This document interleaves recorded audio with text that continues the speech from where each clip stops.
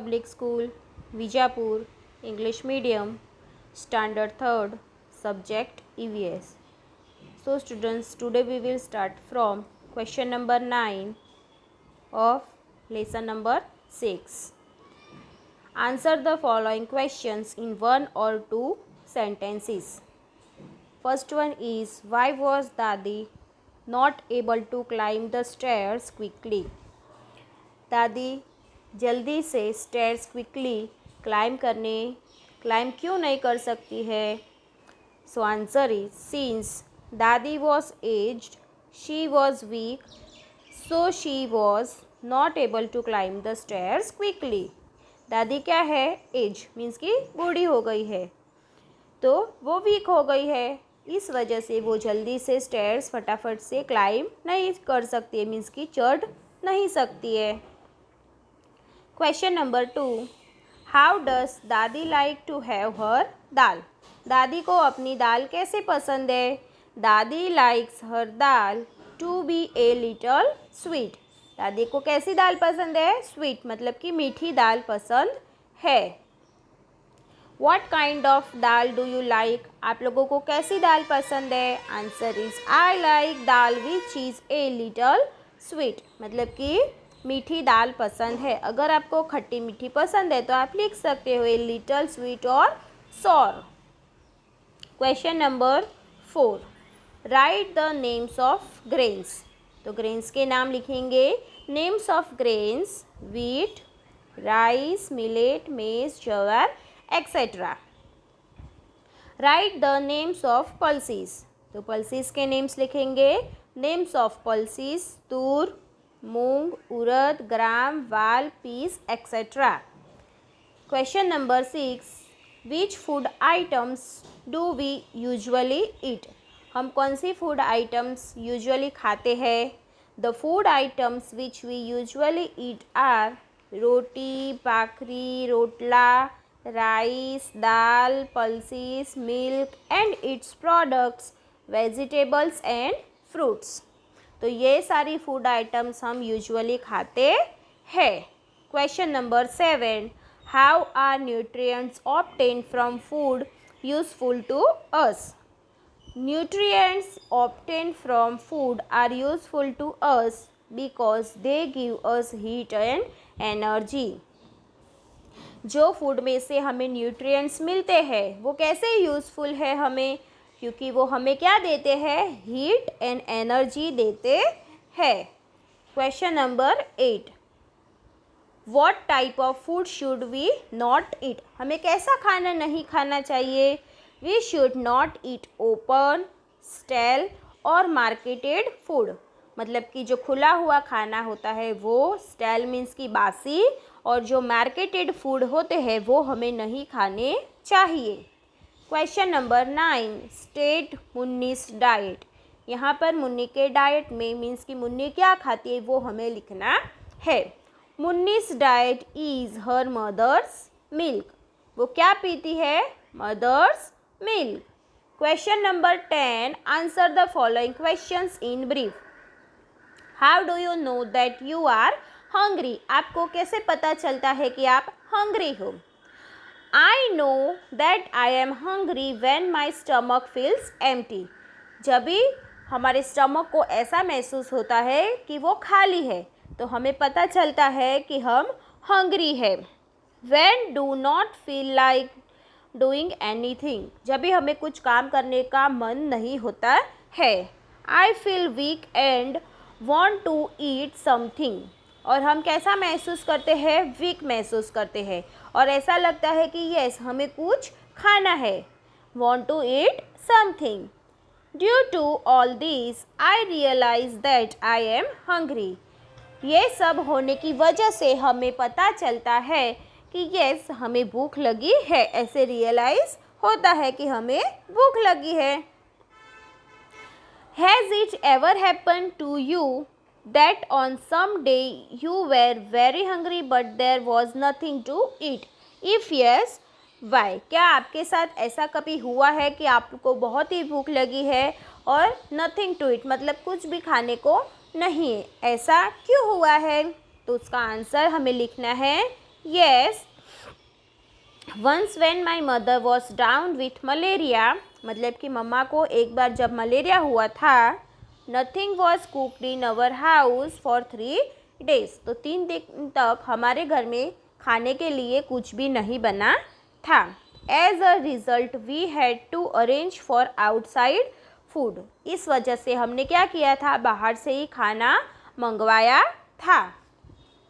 Question number 3, there is one child in house no food was cook, what could be the reason. अगर एक बच्चा है, उसके घर में कुछ भी खाने के लिए नहीं बना है, तो उसका क्या रीज़न हो सकता है. So answer is the child's parents might be so poor that they can not even get enough for 2 meals a day. शायद चाइल्ड के पेरेंट्स पुअर होंगे, इस वजह से वो 2 टाइम का खाना बनाने के लिए एबल नहीं होंगे. Number 2, the child's mother may be unwell and the father may have gone for work. या तो फिर चाइल्ड की जो मदर है वो अनवेल मीन्स की बीमार होंगे और उसके जो फादर है वो काम के लिए बाहर गए होंगे. तो ये दोनों में से कोई भी रीज़न हो सकता है. Question number 4, For 4 months Munni will have only her mother's milk. That is her only food. Why? 4 महीने की जो बच्ची मुन्नी है, उसका जो खाना है वो सिर्फ उसकी मदर्स का मिल्क ही है.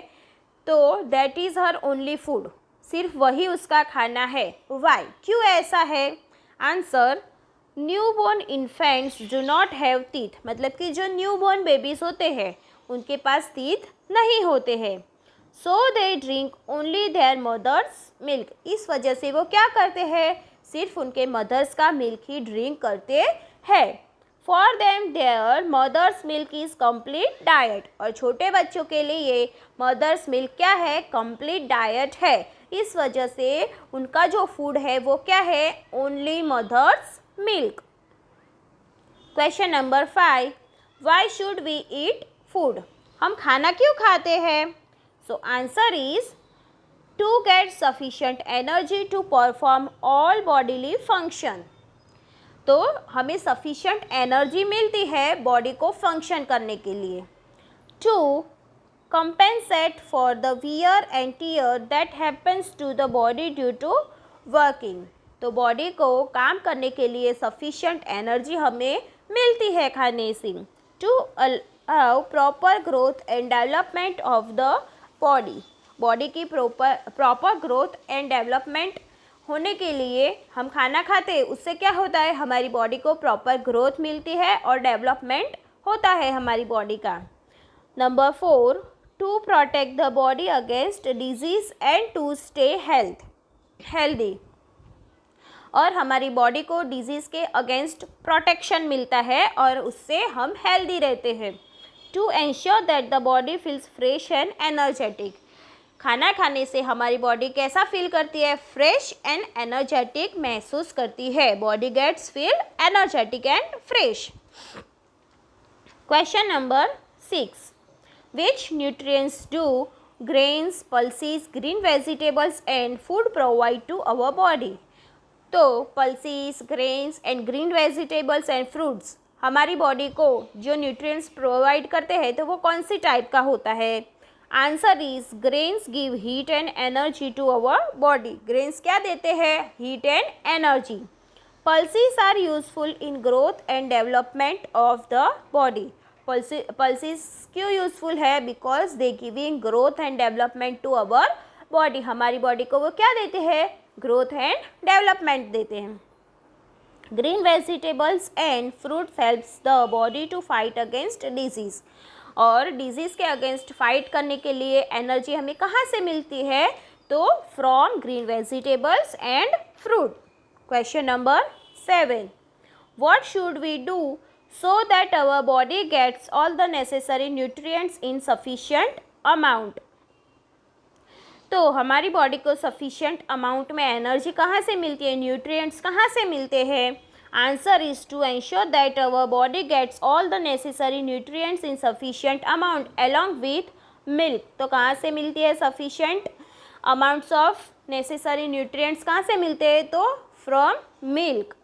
We should include different grains, हमें क्या इंक्लूड करना चाहिए? Different grains, various pulses and vegetables and fruits according to the seasons in our diet. Diet के हिसाब से अकॉर्डिंग टू सीजन हमें वेजिटेबल्स और पल्सेस को इंक्लूड करना चाहिए। Question number 8, What happens if we take the same type of food every day? अगर हम एक जैसा ही खाना same type of food every day खाएंगे तो क्या होगा? Answer is if we take the same type of food every day we do not get all the nutrients that our body needs. हमारी बॉडी को जो न्यूट्रिएंट्स चाहिए वो हमें मिलेंगे नहीं। As a result the body suffers due to deficiency of these things and get affected by the disease. इस वजह से क्या होगा? हमें सफिशिएंट एनर्जी और न्यूट्रिएंट्स नहीं मिलेंगे तो क्या होगा? बॉडी किससे सफ़र होगी? डिजीज से सफ़र हो सकती है। More if we eat the same type of food every day we will not feel like eating it. और अगर हम एक जैसा ही खाना रोज़ खाएंगे तो फिर हमें वो खाने का मन नहीं होगा। We do not feel like to eating it. Question number 9, state the benefits of eating food. खाने से हमें क्या फ़ायदे होते हैं? कोई answer, the benefits of eating food are as follows. Number 1, the body gets enough energy to work. Body को enough energy मिलेगी काम करने के लिए। Number 2, the body grows and develops well. Body grows and develops well, अच्छे से grow होगी और डेवलप भी अच्छे से होगी। Number 3, the body is protected against disease. Body किससे प्रोटेक्ट होगी? डिजीज़ के अगेंस्ट बॉडी को प्रोटेक्शन मिलेगा। Health of the body is taken care of. और हमारी बॉडी की जो हेल्थ होगी उसकी हम केयर कर सकेंगे। Number 10, name the different methods of cooking food, give 2 examples. तो हमें यहाँ पर डिफरेंट टाइप्स के कुकिंग मेथड है वो यहाँ पर लिखने है। So number 1 is roasting, deep frying, boiling, steaming and shallow frying. These are the 4 main types of cooking methods. Method of cooking and type of food. So method of cooking is, first is roasting, second is frying, boiling and steaming and then last is shallow frying. Roasting से हम क्या खाना बनाते हैं? Roasting तो types of food में हम क्या लिखेंगे? रोस्टिंग से हम कौन से टाइप का खाना बना सकते हैं? तो हम रोटी बना सकते हैं, भाकरी बना सकते हैं और रोटला। रोस्टिंग मीन्स शेकना, शेक कर हम रोटी, भाकरी और रोटला बना सकते हैं। फ्राइंग मीन्स तलना, तो तलकर हम क्या बनाते हैं? Puri, bhajiya, samosa, right. Then boiling and streaming, मतलब कि जो पानी की बाष्प होती है उसके अंदर, उससे हम क्या बना सकते हैं? Khaman, khichdi and rice. This all types of food we are cooked with boiling और steaming. Shallow frying, shallow frying means कि पूरा डीप फ्राइंग में क्या होता है? तेल होता है, ऑयल होता है, उसके अंदर हम कोई भी थिंग होती है उसको डालते हैं। और शैलो फ्राइंग में क्या होता है? पूरा तेल के अंदर, ऑयल के अंदर नहीं डालना होता है, जो थिंग होती है उसके ऊपर थोड़ा सा ऑयल डालना होता है, तो उसे क्या कहते हैं? शैलो फ्राइंग कहते हैं। तो शैलो फ्राइंग से हम पराठा एंड थेपला बनाते हैं। तो पराठा एंड थेपला बनाते हैं, उसमें क्या होता है? पराठा और थेपला डालने के बाद उसके ऊपर थोड़ा सा ऑयल लगाकर फिर उसे रोस्ट किया जाता है, तो उसे क्या कहते हैं? शैलो फ्राइंग कहते हैं। Then our last question is, in this chapter our last question is, categorize the following habits into good habits and bad habits. तो यहाँ पर good habits and bad habits दी गई है। देखो यहाँ पर good habits and bad habits दी गई है, बराबर। तो हमें इसमें से good habits को अलग करना है और bad habits को अलग करना है। जो भी गुड हैबिट्स है वो हमें गुड हैबिट्स की कैटेगरी में लिखना है और जो भी बैड हैबिट्स है वो हमें बैड हैबिट्स की कैटेगरी में लिखना है। तो चलो देखते हैं कि गुड हैबिट्स कौन सी गुड हैबिट्स है। सो गुड हैबिट्स में देखो सबसे पहले क्या है? च्यूइंग प्रॉपरली, मतलब अच्छे से चबा कर खाना। Eating various dal during the week, week में अलग अलग दाल खानी चाहिए। ब्रशिंग टीथ आफ्टर मील्स, खाना खाने के बाद ब्रश करना चाहिए। Including vegetables and fruits in every diet, मतलब कि हम जो खाना खाते हैं उसमें क्या इंक्लूड करना चाहिए, वेजिटेबल्स एंड फ्रूट्स को इंक्लूड करना चाहिए। Washing hands well before meals, खाना खाने से पहले अच्छे से हाथ धोने चाहिए। These are all the goods habits. And then next is bad habit. Look at in bad habits, which is bad habits, eating stale food, मतलब कि बासी खाना, वो क्या है, बैड हैबिट है। हमें फ्रेश खाना खाना चाहिए, ना कि बासी खाना खाना चाहिए। Eating only what one like, जो हमें पसंद है वो ही एक चीज़ खानी चाहिए, this is a bad habit. Eating only potatoes every day, रोज़ हमें पोटैटोस ही खाने, तो वो क्या हो गई, बैड हैबिट हो गई। Eating fried food every day, रोज़ हमें तला हुआ ही खाना खाना, तो वो क्या हो गया, बैड हैबिट हो गया। ईटिंग इन ए हरी, जल्दी जल्दी से खाना, वो क्या है, बैड हैबिट है। तो स्टूडेंट्स, हम लोगों ने गुड हैबिट्स भी देखे, बैड हैबिट्स भी देखे, एंड लेसन नंबर 6 के सारे क्वेश्चन आंसर्स देखे हैं। स्टूडेंट्स, आप लोगों को लेसन नंबर 6 अच्छी राइटिंग से लिखना है, उसे लर्न करना है for your exam. Okay students, तो अच्छी राइटिंग से लिखकर आप लोग उसे लर्न करना। Thank you students.